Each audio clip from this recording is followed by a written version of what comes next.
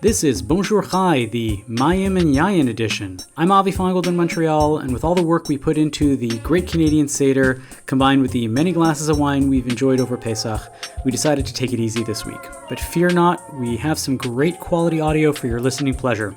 First up, Ilana had a chat with TV star and fellow Red Sea pedestrian Mayim Bialik about her new film called As They Made Us, which she wrote, directed, and produced. And next we are replaying our interview with cantor and comedian Orel Gozlan from last year about the Mimuna celebration, which takes place every year at the end of Passover. Enjoy, and we look forward to all being back with you next week.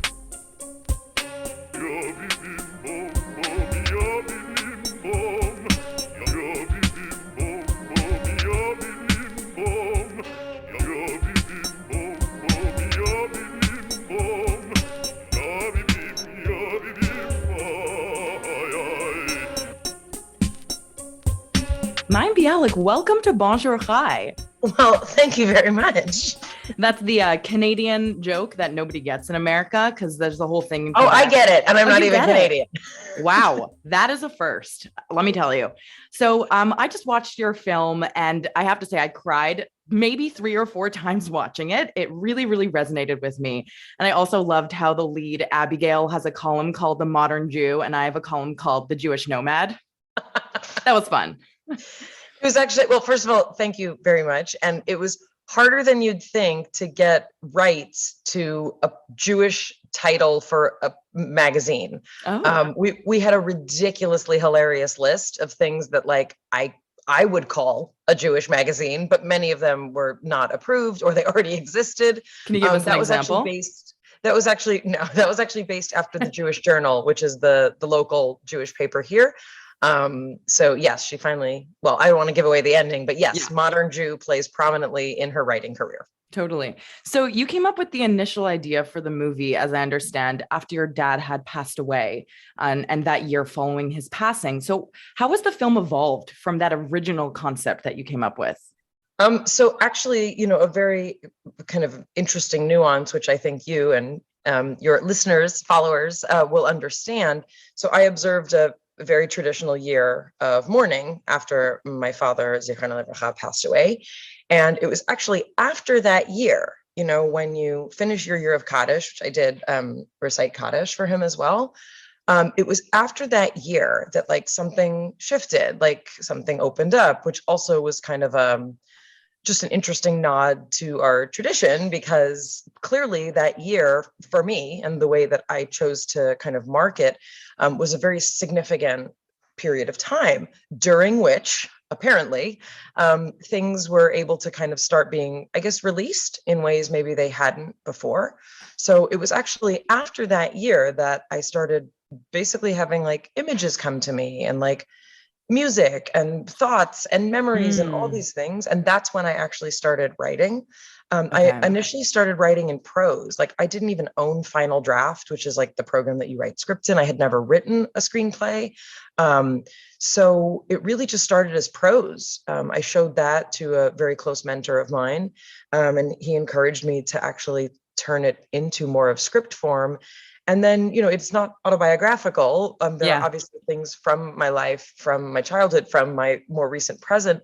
But then you kind of have to decide, like, what is the story you're telling? What are the features of characters that will help tell the story in the clearest way? Right. So that's kind of how it kept evolving. And then you get, like a lot of notes from people who are not writers, saying like, well, why this? And why is she Jewish? And like, blah, blah, blah, which is fine. And I appreciate those notes and the people who kind of, helped cobble together the finances for a very, very small film. It took a lot of people. And so you get a lot of opinions that come from a lot of people. And how do you navigate, dealing with really personal content? Because even though it was fictionalized, I know for myself, I actually also work in the acting world. And after my bubby passed away during the pandemic, I was like, I want to write a TV show. I want to do something. And then I was like, oh, it's so raw. Like maybe I'm not ready. I need to figure this out. So like, what was your process to keep it safe for you? I mean, it's a great question, and a difficult one. And I'm sorry for your loss. And Thank you. Part of the process is also like, what is the expression of your grief and your loss when you're an artist and when you're a creative person? Totally. Because, for people who are not drawn to those avenues, I'm not saying it's better or worse, but they don't have that kind of like longing to create out of emotion. So it's very uncomfortable. It's a place where being an artist can be really uncomfortable because a lot of the kind of truth of what we can create has to come from things that we know. But what we know is a very vague concept because, there's things that I know happened, and then there's things that I can feel could happen, right? And that's where sort of the lines get blurred, between like fantasy and reality, or between art and reality. Totally. So, for me, there were so many technical aspects of making this film. Namely, being the director is a very, very technical job that does not just involve directing, and especially when it's my own writing. I mean, I can't imagine how directors direct other people's writing, because for me, they were so intertwined. Like, I wrote it, and here's how I wrote it to look like this, or whatever. So there were definitely the scene where Dustin Hoffman and Candice Bergen their characters are dancing. Like, that was one that when we filmed it, and also when we filmed it, just imagine, like, take yourself out of the screen. Like, we had many, many minutes of that, of just the whole crew silently watching, these legends, like, having this beautiful, like, fun, playful, intimate, sad, moment as these characters. But other than that, like, I had a real sense of detachment, from the content at that stage. Writing it obviously is very emotional. Seeing it is emotional, but less because of what's happening and more because of the emotion of making, this film. So you can take a step back. So going into like the nitty gritty of the Jewish content of the film, I loved seeing the little subtleties, like the mezuzahs on the doors and like the Hanukkah decorations that weren't explained and didn't look like Christmas decorations, which you see in a lot of like Hallmark Jewish movies. I did those Hanukkah drawings myself when our script supervisor, who was Jewish, was like, the timing of the thing, if this happens on New Year's, it's Hanukkah. Like, okay, interesting. I was wondering if that was like a choice. Like, I need to set it during Hanukkah for this reason. No, originally there's a New Year's Eve scene. And so the script supervisor's job is to track backwards and see and I was like, oh my gosh. And we looked in a calendar to approximately what year this would have been. Wow. Like, it was Hanukkah that year. Yeah. So is that something that you felt was important for you, like to have your version of Judaism represented? Because I know for me, like, I'm Shomer Shabbat, and that's something I want to talk about in a second. Yeah. But so it's really rare to see a movie that's not about like Hasidic people or like really, really secular Jews or like Reform. Like, I've never seen anything that I was like, that's me, which is really cool to see. That's an incredibly it's very sweet, and just on a personal level, like, that makes me so happy. Yeah. Because I didn't make a movie about a Jewish family. I made a movie about a family who happens to be Jewish. Yes, which I loved that. And my personal derech, like my personal journey, is that, I was raised Reform. My mother was raised Orthodox. Like, her parents are Eastern European. She did not speak English in her home. She only spoke Yiddish, like very, very strict, very old country Orthodoxy, very different from the modern Orthodoxy that, that you likely revolve in, and that a lot of my friends and I revolve in. So I was raised kind of by like a lapsed Orthodox person. So I had all these like remnants of Orthodoxy that no one explained, like two sets of dishes, but like, we don't really talk about why. I'm like, oh, breakfast and dinner, fine. And then I took on more observance. I'm technically a Balat Tshuva. I took on more observance in college, and I didn't want to place that as a pivotal point of the story, because it's part of my life. It's part of Abigail's life. Yes. And there were many, many things from this film Jewishly absolutely echoed what happened. My father passed on Pesach. It was Pesach Yantif. It was the seventh day. So the scene where Abigail's father passes and she has to leave, I didn't leave to pick up morphine. I left because it was going to be Yantif, and I had to go get my things to come back to have Yantif with my parents. So my father died while I was literally, getting my Pesach food. Yeah, it was, anyway. So there's a lot of like Jewish things, but for me, the Shema has always been this like grounding moment. That was technically my first sentence, as a human being. That was And also a piece that really resonated with me, because that's like the one prayer that in the years where I grew up religious and then stopped for 10 years because of my acting career. Wow. And then recently started again, like in the pandemic. And the Shema was like this one consistent thing. And I saw that and I literally started crying. Oh, that's amazing. Well, and it's funny because both of the boys cast to play her kids happen to be Jewish. So it was kind of neat that they like came Shema ready, and Diana is Jewish. So I know. Shema ready. Candice Bergen is not Jewish, but was raised among a lot of Jewish people. Okay. And so actually some of the Yiddish in the film is her ad-libbing. Candice has Candice has a pretty large Yiddish vocabulary, which is awesome. But, reciting Shema when someone passes like that, like those are very intimate moments, also linking kind of that universality of oneness, but also of like that prayer and identity. And I did want to show, a traditional funeral, which is it's stark. I wanted to show also the men who labor for Orthodox families, to do some very kind of rigorous and fascinating work.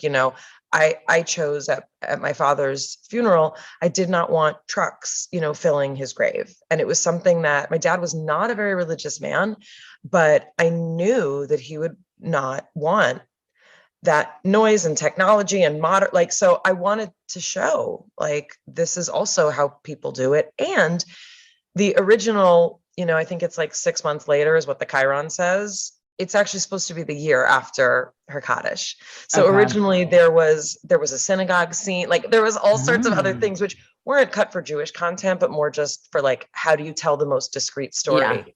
Also, Diana, it is not typical to wear jewelry at a grave, but Diana wanted to wear my personal Mogen David, and that's what she's wearing, is the Jewish star that I always wear. Beautiful. So for any scene that was funeral on, I would give her my Jewish star. I was writing my notes and I was like, did that just appear? Because I don't remember that, and I love that too. Funeral on. I inherited my grandmother's jewelry after her passing and started wearing her Magen David. There was just a lot of common threads. Diana was wearing mine.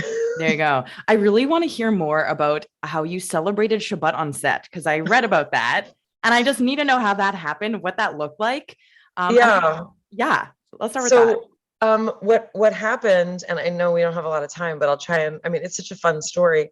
I was grateful that our schedule allowed us not to work on Shabbos proper. Okay. Is that something that you ask for in your other contracts, or you have to because this is something I'm trying to navigate now? It's very, very difficult. Curious to hear. It's very difficult. And it's really only at this stage of my life and career that I can even think about it. And, I'm inspired by people like Sacha Baron Cohen and people who talk about, doing this and having, I'm very, very grateful that we were able to do that. I could spend Shabbos with my best friend Emu and his family in Teaneck in New Jersey, which is a Jewish neighborhood. So there was awesome kosher food and that was great. But we did have Jewish crew members. No one was observant per se, but I realized that when Friday approached, Shabbos happens whether you mark it or not. Totally. So we would light candles. Some people had never seen Shabbos done, so they watched, but it didn't feel like we were in a museum, and then I would make an announcement every Friday if anyone would like to light. And we literally had crew members I'm Jewish and I haven't lit candles in a million years. So it was come out of the woodwork. It was really, but it was amazing. It was a moment of, also letting people see that there's a demarcation between the profane, as we call it, and the sacred. And we get Shabbat every week. We get that opportunity. And also Friday was casual Friday for me, which I always dress casual, but that was also funny that the day that I was dressed like the schlumpiest happened to be the day that we brought in Shabbos. And often I would be wearing my Toronto Raptors jersey. Nice. My partner, Jonathan Cohen, is from Toronto, and so I would often be in Canadian wear lighting Shabbos candles on set. That's so fun. Oh, I wish we had more time, but really, really quickly, just on that note, your podcast, Mayim Bialik's Breakdown, talks a lot about mental health, and there was a lot about mental health in the film as an undertone. Yes. Just really quickly, do you have anything that you'd want to say about when you started developing an interest in that particular area? Yeah. Like many families, in particular, like many Jewish families, especially post-Holocaust, I was raised with generations of mental illness, that kind of, the Holocaust was a tremendous impact on my mother's mother in particular. And she's kind of one of those people who never recovered. So, it hung very heavy, and then it comes out differently in in later generations, which, the North American Jewish population understands very deeply. So I grew up with, mental illness. I grew up with these things that we don't talk about, and especially in the Jewish community, there is a large stigma, and especially in religious communities, there can be even more so. So I really wanted to normalize it, and also show that it's very complicated. It's not one thing or the other. My home had a lot of conflict, and a lot of chaos, and also a lot of love and a lot of laughter. Yeah, I felt all of those things. Well, thank you so much for your time. Thank you. Have a good Pesach. Chag Sameach, and I hope everyone goes to see your film. It's really beautiful. Thank you, and hopefully we'll connect again. I'd love that. Take care. Bye-bye.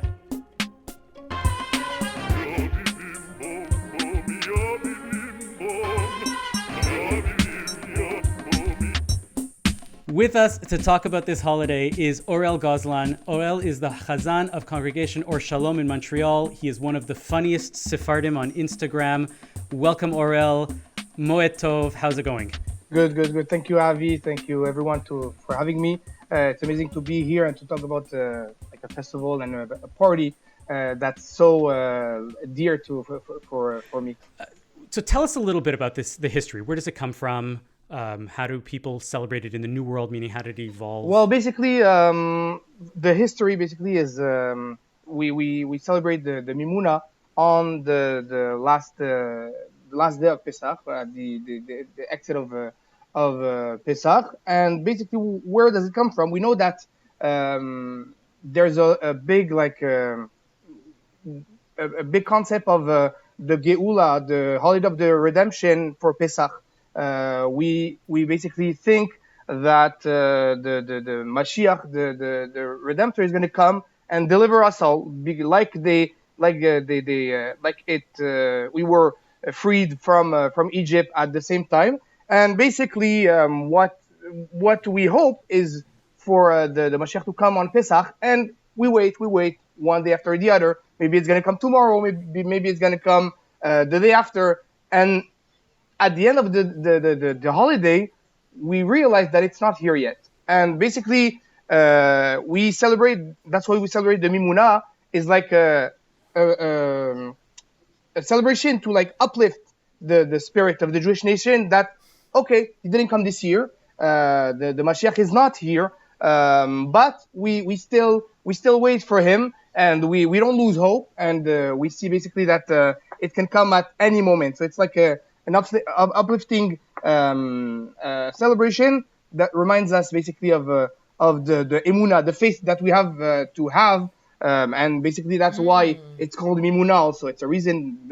It's one of the reason why we call it Mimuna. It comes from the word emunah in Hebrew, don't lose your faith, keep believing. Basically. That's so interesting. I love this idea. If you're accepting Ashkenazis into the celebration, I welcome an invitation in the mail. Tell me a little bit about what the night looks like, what the celebration looks like. I know that many of our listeners are curious about it. They haven't been. Walk us through what the party looks like. Sure. Well, first of all, when you do a mimuna or when you hear about a mimuna, it's like a bris. Basically, you don't need an invitation. You know that everybody, a friend or a relative does mimuna. Doors are open. You don't need a time. You don't need basically to reserve or say I'm coming. But that's true of a Wednesday in Moroccan communities. There's nobody needs invitations. You just show up for anything. Exactly. You're right. That's in our culture. There's no. You just come whenever you want. But even more at the Mimuna basically, and we have special foods like moufleta, a lot of Moroccan pastries, delicious pastries with honey and everything. We sing songs, we play festive music, we decorate the home, we dress in traditional Moroccan clothes like djellabas, kaftan for women. Doors are open, like I said, and basically I think the biggest like concern on of the night is basically in the food that we eat. The table is like full of delicacies and delicious stuff. Do you have a favorite? What's your food that you always look forward to at Memuna?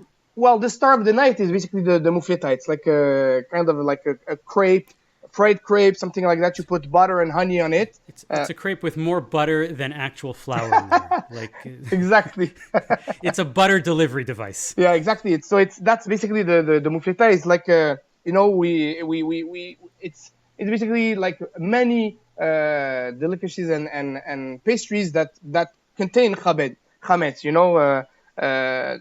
We want to show our appreciation of the mitzvot by showing like we know exactly how this the not eating chametz during the Pesach was important. So now we like open the festival of eating chametz with all those delicacies and delicious stuff. It's like if you go for a month without drinking and then you go to the bar, you're like, oh, 6 shots. Exactly, it's like a chametz party. Okay, that's right. Chametz everywhere. Party. Yeah, exactly. You know what I remember? There was a very symbolic thing that you had to have the bowl of flour. Exactly. Yeah. Right. Yeah. And what's stuffed in it? They're studded with. Yeah. So basically, there's. I remember my meme used to have that, and she would put inside what? There's people that put beans inside and money also. Money. Gold This gold year jewelry. I'm putting in vaccines. I'm going to have a Pfizer. I'm going to have in the flour. I'm going to put an AstraZeneca. Yeah, for sure. For 2021, it's a special mimuna. We're gonna have to add that for sure. So we have like basically the gold jewelry or cones in a bowl of flowers. That symbolizes basically abundance, like and the spring season with like the beans, the bean stalks, and basically like it's just a celebration to like wish the other person good luck and that's why we say basically on this night we say tarbah. Tarbah in Arabic is should you win, should you succeed, and for in like and we say tarbah in plural form we say tarbhu, should you succeed for everyone, for many people, tarbhu وتساعدوا, and it's should you succeed and should you be happy, should you be full of happiness. So it's like a really beautiful Moroccan festival basically. I love that. I feel like compared to the bagels, lox, and cream cheese my family has, this seems a lot more symbolic of leaving, going into the Emunah. I feel like I've been ripped off. It's also, I mean, so it's a big party, right? And from what I remember, from what I'm told historically, it was always in people's homes, and you would go from house to house to house, right? Exactly. You would have a whole circuit of mimuna that you would go to this person and then that person and that person. You make sure to do it every year. But eventually it started becoming these big parties like that were communal, right? Where you got a big hall and you had the band and you had all of that. Is that, so you felt like there's something lost in that, you know, even before COVID? We'll talk about this year in a minute, but what do you think? Like in the new world, that's much more the concept of mimuna has become that you go to one centralized mimuna. Yeah. Mm-hmm. Yeah. Well, I think we always had like the two options, you know, because and that's the beauty of it, you know. People, yes, go from a house to another house, but what do we do for the people that don't have anyone to go to, you know? So that's, I think, like a priority that was done in Montreal, I know at least. I think it's something that started like maybe in North America or in America and in the United States. The big community mimuna, because I think in Morocco there wasn't that. It was really private from home to home, like we said. And so basically, like I feel like it's ways and initiatives that we need to do, because there's some people that don't have basically where to go or don't have relatives. So to give them like this sense of like a party of emuna, of good food I think it's something that's necessary. These big communal parties were like, they were almost like the communist version of it's for the people, right?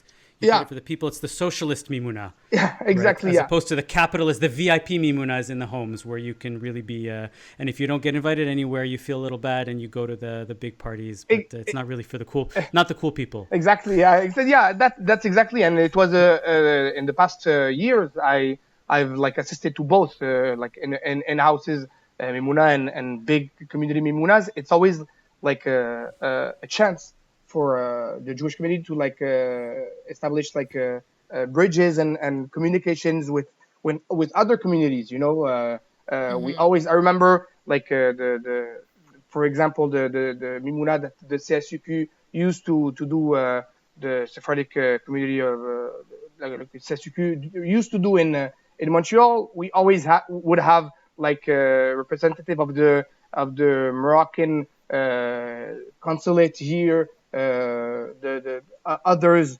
representative of the Quebec government, the Canada government. So it's like, I think by opening it to like many more people, we were also able to like reach to other communities and do something all together. You know, an inclusive, basically kind of mimuna for every part of the society that we are part of, basically. Aurel, I'm gonna ask you, are we gonna see this on your Instagram? Can you tell us how to can you tell everybody who's listening how to catch a little taste of Mimuna in a year where I think that we need to be uplifted? Yeah, sure. So basically, I'm gonna be able to like I'm gonna post for sure. There's gonna be like the explanation. I'm actually doing like a little quiz tomorrow that I'm preparing for social media to see basically on the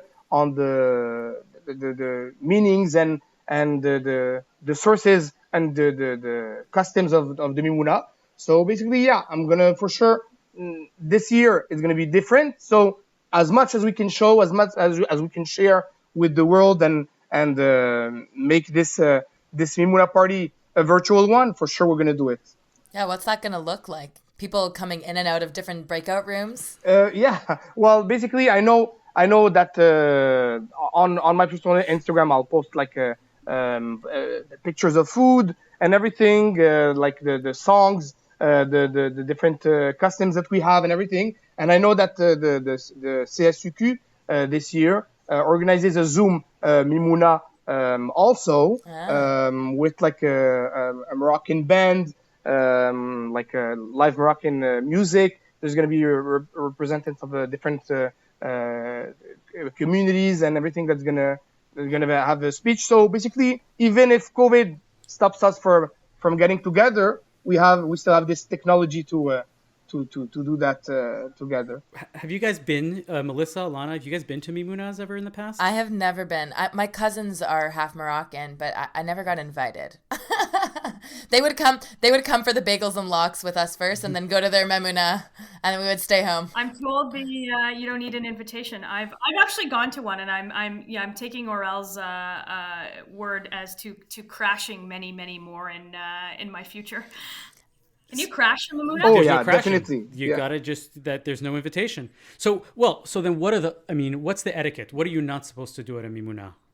Good question. I don't think there's like something that you're not supposed to do. I mean, like, you're not supposed to stand in the kitchen and take every mufleta that comes out. Well, if you're able to not do that, that would be a good thing, yeah, for sure. But it's hard to do that with the smell, and you see the 10 Moroccan women, and that's something that I used to love also. The private mimunas that we would have, we will always like see neighbors, like Muslim neighbors, come to the mimuna and everything, and like share the kitchen, the recipes that they used to do like in Morocco. So it's like basically it's something that like reunites everybody from every like different culture. So it's and I don't think there's something that you should not do. You're invited to do everything for sure. With COVID, it's harder now. I'm curious about the music. Are there specific Mimuna songs or just general Moroccan music? Yeah, What are the songs I'm missing out on? well, basically, there's no like typical like Mimuna songs, but as soon as you put like Arabic songs or Moroccan music, you're in like the good In the realm. in the good vibe. So, Yeah. so tell us. I mean, you're Cool. a Chazan. Well, we can get into to some of the songs that are your favorites. But I want to take a step back there. Some of the foods, people, an Ashkenazi person, right, who has never been to a mimuna, right? I said to explain to Ilana and Melissa some of these foods. We're gonna try not to say Gesundheit or bless you when you say the name of the food, because you might think that it's a sneeze, but it's not. Tell us some of the classic foods and what they're made of, and I wanna hear a thumbs up, a thumbs down from Melissa and Ilana. Knowing their predilection for sweetness and desserts, I'm gonna hear a bunch of thumbs ups. Oh, there we go. But I've probably tried a few of them from my aunt, but let's see if there's ones I haven't we'll start seen. with the mzaban. That's a good one. Well, basically, the I think it's based of I think it's almond. No, I remember tasting it. It has Yeah. almonds in it. So Avi, you should explain because you. Oh, okay, fine. So I always like to explain that one. That one's basically marshmallow fluff with whole almonds stuffed Exactly. Yeah. Whoa. Yeah. I'm into it. Oh, into it. That's a Thumbs winner. up. Right, and if you're at a loss and you didn't actually make it from scratch, I'm sure there's like some nouveau Moroccan like person who's like, oh, I'm gonna do my first, mimuna, and they just take a whole thing of marshmallow fluff, dump it in a bowl, put 2 almonds in it, and like, oh, that's it, I got it. What other foods would you see other than a mufleta we discussed? Are there any specific, like, what's some of your favorites that you're gonna go right for on the buffet of food post-COVID next year when you hit your Well, mimunas? basically, I think we have the shbakia. It's like something. It's like a Moroccan pastry with like a honey and I think it's nuts and everything. It's delicious. I'm gonna get better than you. Sorry, it's a loofah, Yeah. right? Yeah. Like a shower loofah, right? But then dipped in honey. Whoa. It looks like it, but it doesn't taste like a loofah. They don't. No. Into that too. Yeah, we have that. We have also like burkoks. Burkoks is like a small circular pasta. Also, it's like called, I think, Israeli couscous for some people. And we basically put it with milk, with butter, with I've had that before. Yeah, it's delicious. With honey and sugar. Everything. Like the day after you call your dentist. I have a lot of work to do on my teeth because so much honey, so much sugar, and we have like also there's this tradition of putting a jug of buttermilk, petit lait, lben, so that we call that, and some people put it in their burkoks, in their pasta like that, the small circle pasta, and basically some drink it like that out of the jug or from a cup or anything. And it's called petit lait in French. It's just buttermilk. delicious. Have you ever drank straight buttermilk? Right? Only if you've spent No. I think only if you've spent a week drinking pure like arak, right? Are you going to go and need buttermilk to like get it out of the taste out of your mouth? I'm remembering now something that was, I can't remember the first word, but it was something au lait. Would that be the same thing? It was something else that was really sweet, and I think it was the same one, right? I think so. Yeah. Well, il y a le petit lait. Petit lait, c'est vraiment like the buttermilk, and like les pâtes au lait or like les petits plans. Israeli couscous is like really the burkoks themselves. Yeah. I think they called it something slightly different, but I think I've had that one, and I remember thinking it was really, really delicious. Yeah, it's amazing. Like you I think we just save all the sugar and the honey of all year. we put it in the pastries. As the son of a Moroccan, that is absolutely not true. You use that sugar and honey all the year also. Yeah, you're right. Come on. You're right. But like it's like we overkill it at the Mimuna. I'm not here to disparage bagel lux and cream cheese because it's a very big staple of my diet. But I feel like there's a world out there that I am missing. So I'm gonna go Mimuna hopping as my the thing that I'm going to do next year to break Passover. On a more serious note, you must have remembered what it was like last year, Mimuna, right? Or the night of Mimuna when we were so into, like we had just started this idea of being at home. what was missed out within the community? Tell us some of the sentiment of the community, and now that we've had a year to prepare, right? How are we gonna, what's the looking forward to this year? But what was it like last year, knowing that you can't go to everybody's homes and you can't visit in the same way? Well, honestly, it was depressing. I see it it was really hard for the community.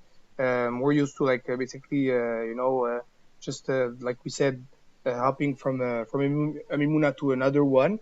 It was really hard. Thank God we were able, there wasn't any curfew, so we were able. I remember in my case, at least we were able to get the mufleta from family members to at least taste it, in your own home with your own family. So this sense of party, it was really really really hard not to have it last year, and it was missed because also you look forward to it because you're not able to sometimes pass over with all of your family members, and Mimuna is the occasion to meet everyone, see everyone.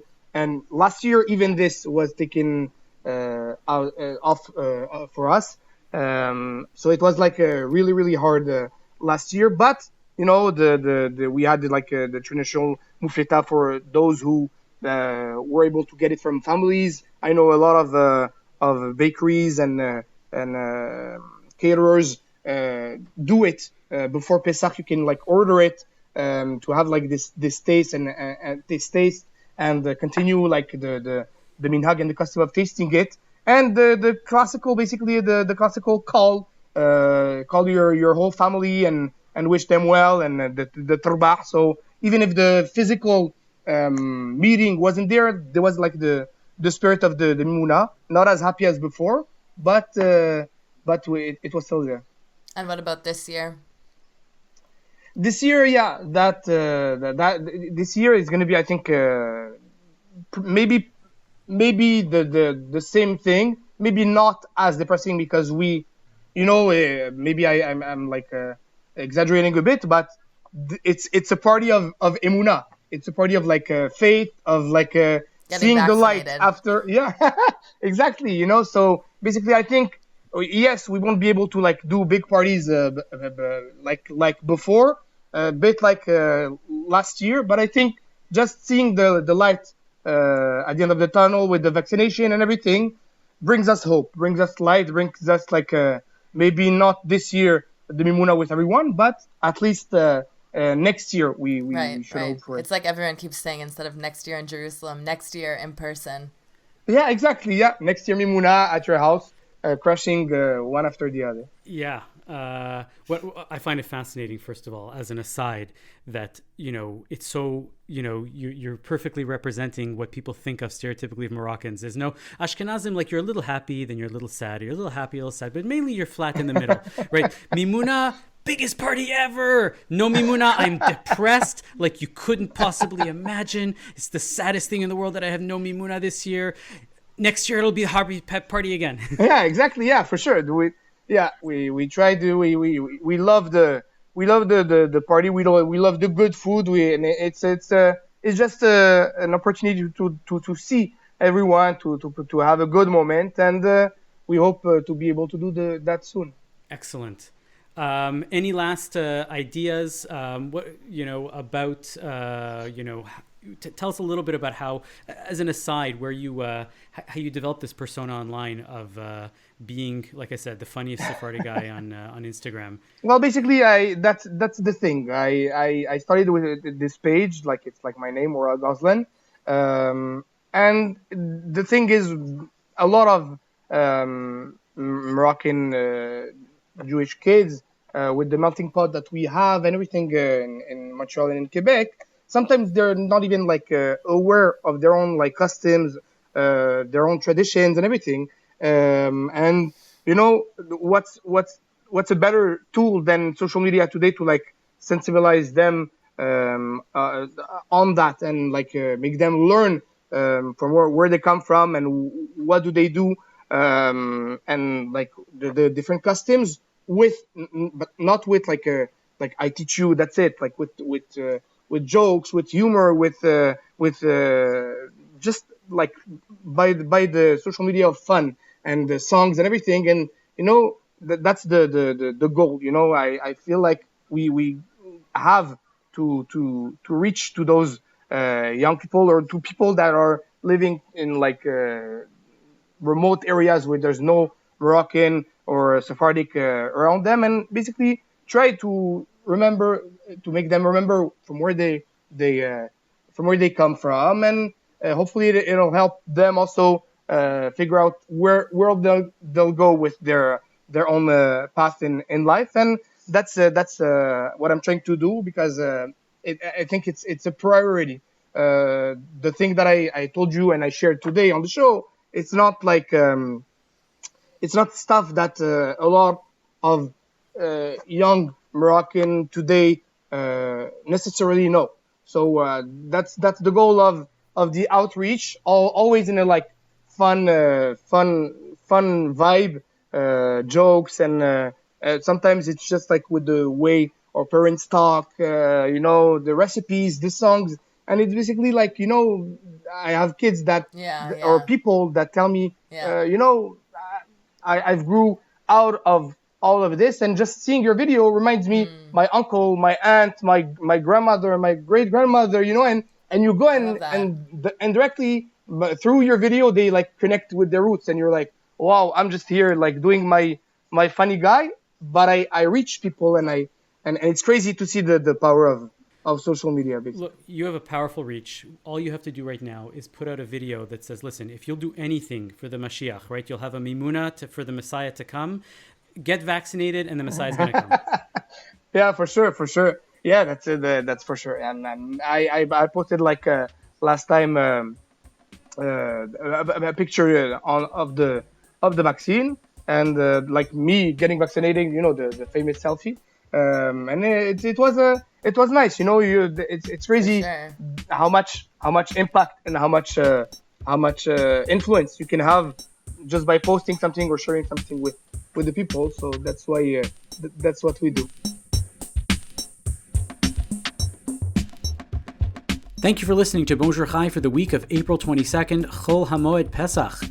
Our producer is Michael Freeman, technical production by Andre Goulet, our music is by So-Called. We are a project of the Jewish Living Lab and are distributed by the CJN Podcast Network. You can listen to all our past episodes on our page at the cjn.ca/bonjour, and you can subscribe to the podcast and automatically receive all episodes on Apple, Spotify, or wherever you get your podcasts. If you like Bonjour Chai, we'd love for you to tell a friend and get them to subscribe. As always, you can email us with comments at bonjour@thecjn.ca. And on behalf of Ilana and David, I'm Avi Feingold.